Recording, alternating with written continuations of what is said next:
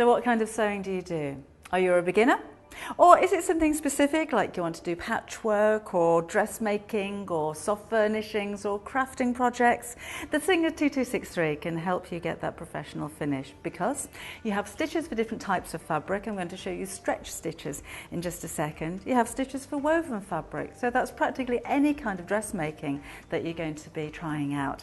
It's got a good motor, so it'll sew through heavy weights of fabric if you're making cushion covers or curtains. And if you are the patchworker, there are some beautiful decorative stitches to have a play with as well.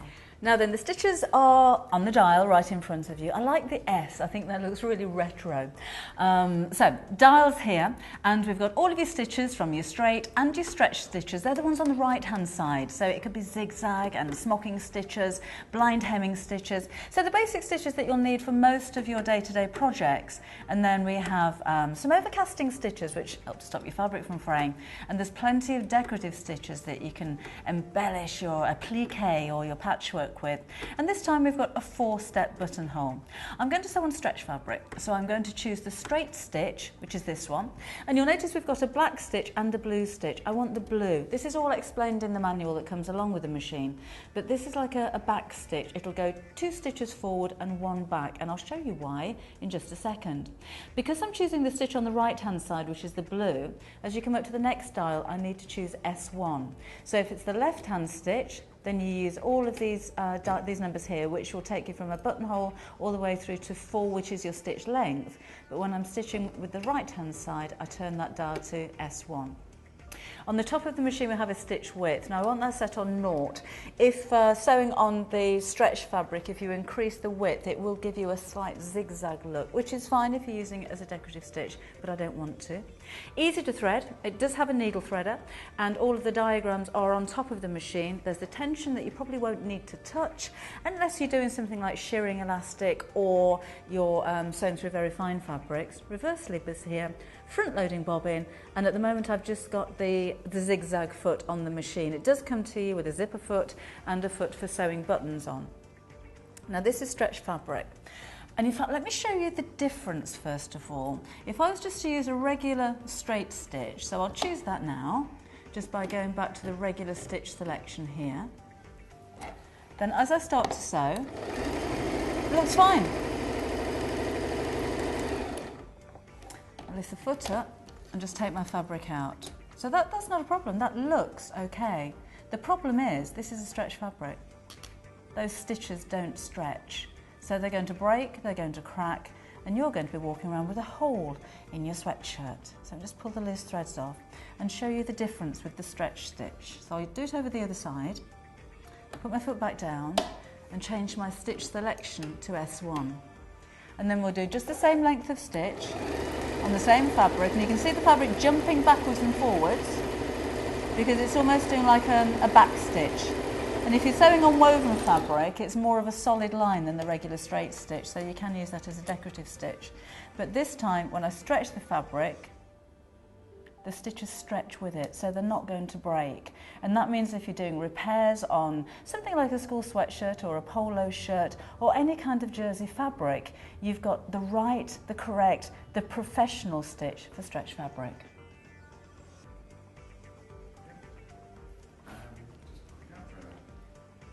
So you saw the machine performing on stretch fabric. It's going to work just as well on any kind of woven fabric and even heavier weights of fabric.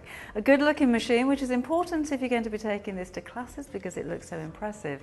But for you, it's an easy machine to use, and you know that you're going to get professional looking results.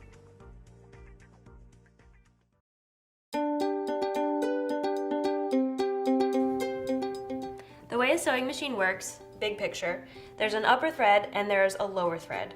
We're going to take care of the lower thread first by winding a bobbin. We're going to take off our removable storage compartment, and we're going to open the hinged door right here to reveal the bobbin compartment.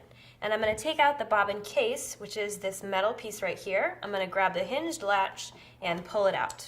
And inside I will find a bobbin, which is essentially like a baby spool that we're going to fill with thread.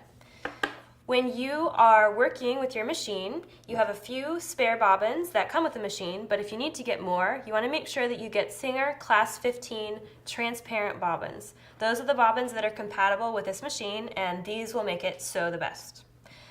Once you grab your bobbin, we're going to set that aside for now, and we're going to go into our storage compartment and find our spool cap, our thread spool cap, which looks like this. We're going to take our thread that we're using for our sewing project, we're going to put it on the spool pin, which is this horizontal bar right here, and we're going to put the spool cap on so the thread stays on. If we look at the top of our machine, there are some diagrams showing the thread path for winding a bobbin, and they're actually shown with a dotted line. So the very first stop is this thread guide right here. We're going to go right into the thread guide, like this. The next stop is this piece that looks like a screw. This is the bobbin winding tension disc.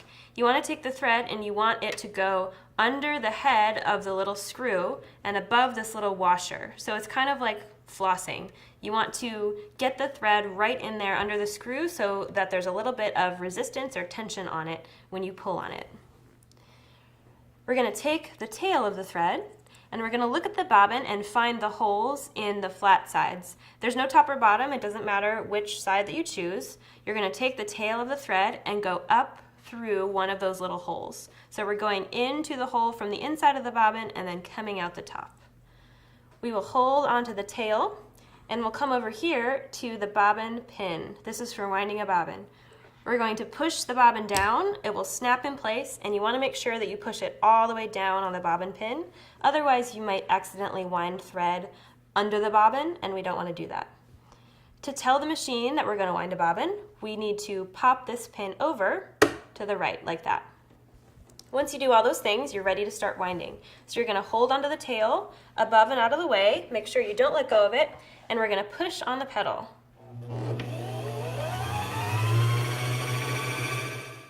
Once you've wound for a few seconds and the thread tail is buried, you can go ahead and trim off the tail close to the bobbin and then just keep winding. Now that the tail is buried, it's not going to come unraveled. The machine will stop when the bobbin is full, so you can just fill it until it stops. Or you can stop sooner if you want, if you don't need very much thread. Once you're finished winding, you're going to undo what you did, so you'll pop the bobbin pin back over, take the bobbin off, and cut the thread anywhere to separate it. Now you have a beautifully wound bobbin. We're going to put that aside for now and focus on the upper thread. So before we thread the upper thread, there's two things that we need to check. We want to make sure that the presser foot is up. So the presser foot lifter is up. That's this lever right here. I want to make sure that that's in the up position. The second thing to check is the take-up lever. You want to make sure that little silver hook is popping out of the top of the machine. And if it's not, you can turn the hand wheel towards you until you see the take-up lever sticking out of the top of the machine. Once those two things are set, you can start threading. Just like with the bobbin, there are numbers and little diagrams on the machine to help you remember where the thread goes. So the very first stop is the same, so it's this little thread guide right here. Then we're going to go behind this white piece. We're going to go down in this channel where there's a number 2. We're going to do a U-turn around number 3. For the take-up lever, we're going to mimic exactly what this arrow at number 4 is doing. So we're going to start on the right, we're going to go back, over, and forward. And it's really important that the thread gets into the front of the take-up lever, so you want to make sure that that happens, that it catches into the front. The last stop before the needle is a little thread guide right above the needle. It's a horizontal bar. The easiest way to get the thread in there is to hold it horizontally and think of it again like flossing and just slip it right over that bar so that it's caught behind it. This machine has an automatic needle threader, which is pretty awesome. It's going to help you get the thread through the eye of the needle.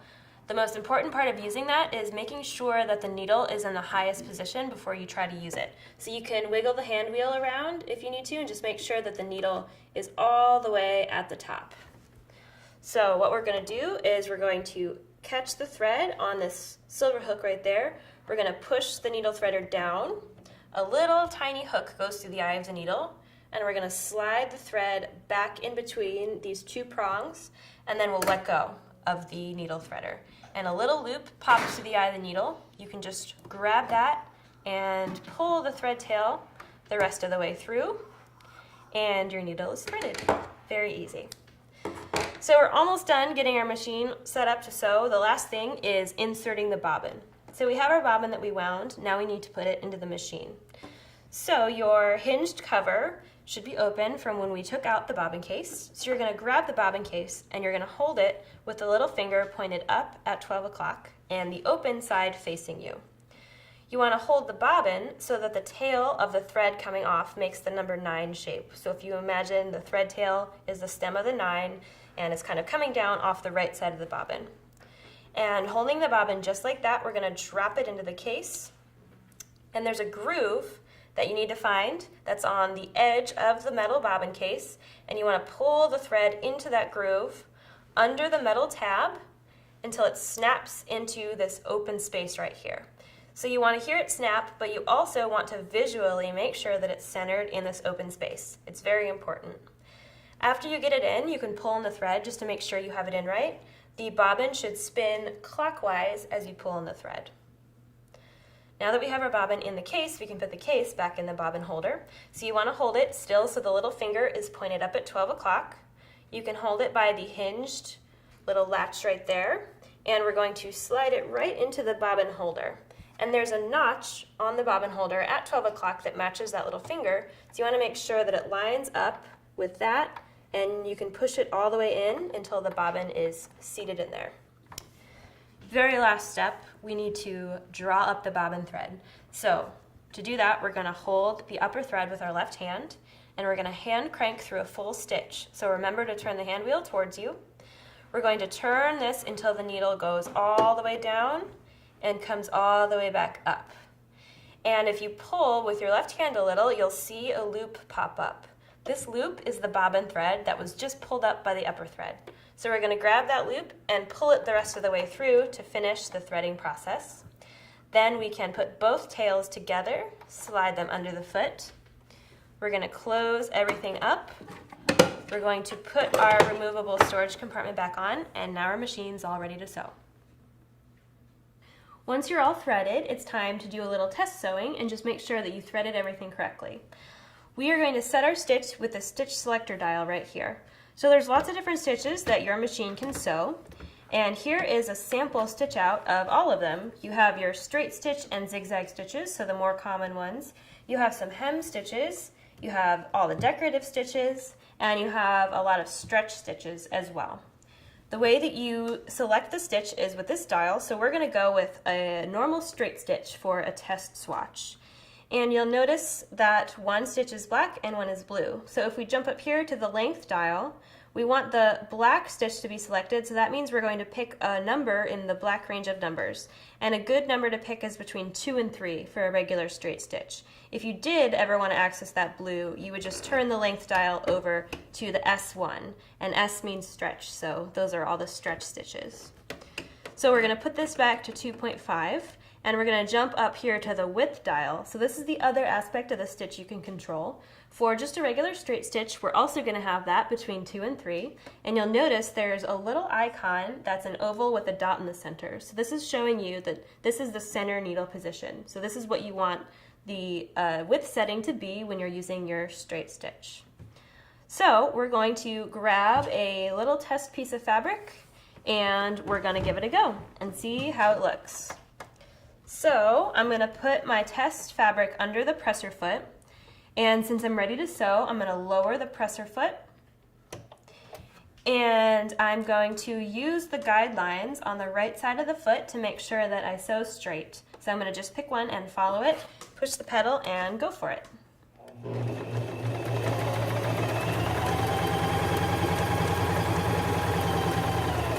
Once I get to the end, I need to finish the stitch that the machine is in the middle of doing. So I'm going to look for the take up lever. If I don't see it, I'm going to turn the hand wheel towards me until this comes all the way back up to the top. I'm going to lift my presser foot, pull out my fabric, and I'm going to cut it on this handy thread cutter right here, the thread tails, and then check out my stitching.